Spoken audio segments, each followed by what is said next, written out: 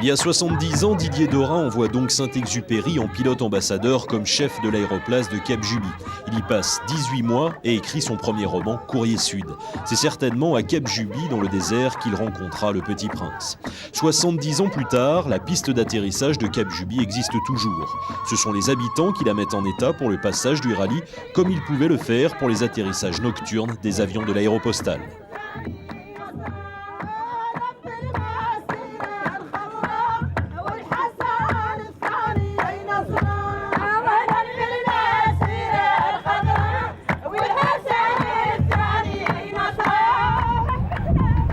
Est-ce qu'aujourd'hui vous prenez pour Saint-Exupéry un petit peu? Oui.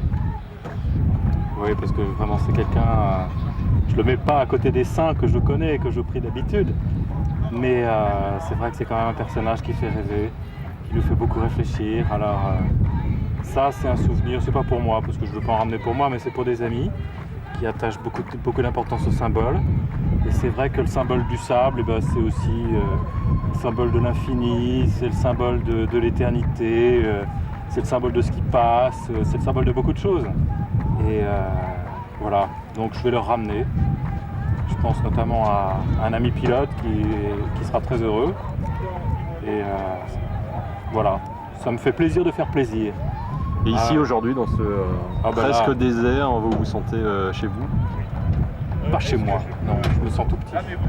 Je me sens vraiment tout petit face à des hommes qui risquaient leur peau et qui faisaient ça parce que ça leur faisait... je ne peux pas comment dire, mais je suis vraiment ému, oui. Ça m'émeut beaucoup de savoir que Saint-Exupéry ou Guillaumet sont passés ici pour une lettre, pour faire bien leur métier le mieux possible. J'aime bien cette petite phrase, être responsable, c'est tenir compte de la vie des autres, c'est tenir compte de son avion avant sa propre vie. Je traduis un petit peu ce que disait Saint-Ex, mais c'est vraiment quelqu'un pour moi qui représente beaucoup et qui m'aide beaucoup dans ma vie personnelle.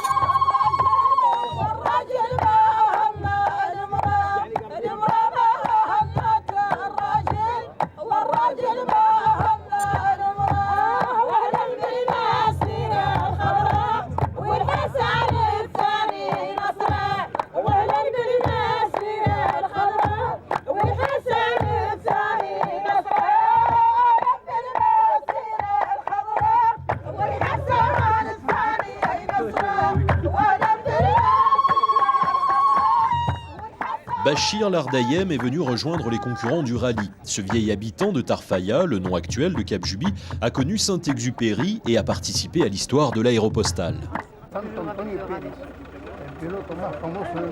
Antoine de Saint-Exupéry, c'est le pilote le plus fameux du monde parce qu'il avait un avion qui allait de Toulouse à Dakar.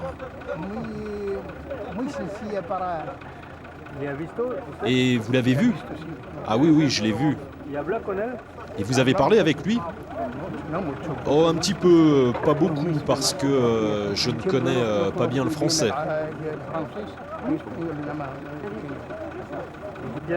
Et que pensez-vous de cette époque?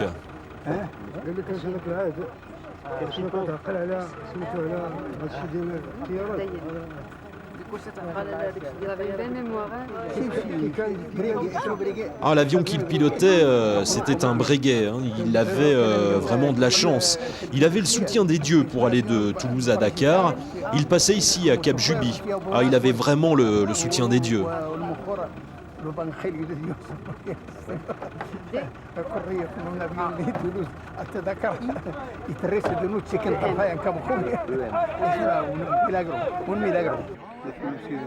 Et Bachir reconnaît Saint-Exupéry sur les photos qu'on lui montre.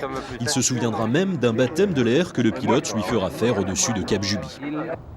L'Antonov 2 du rallye, c'est peut-être l'avion qui se rapproche le plus par sa forme de ceux de l'époque de l'aéropostale.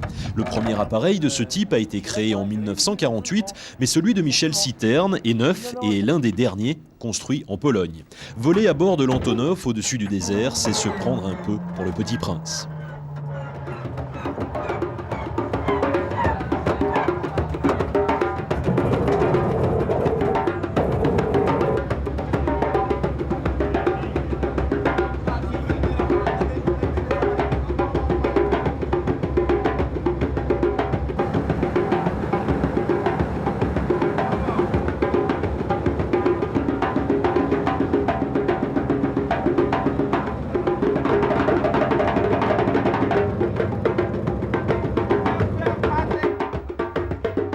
Le désert du Maroc emmène les concurrents jusqu'à Dakhla pour le 4e jour du rallye.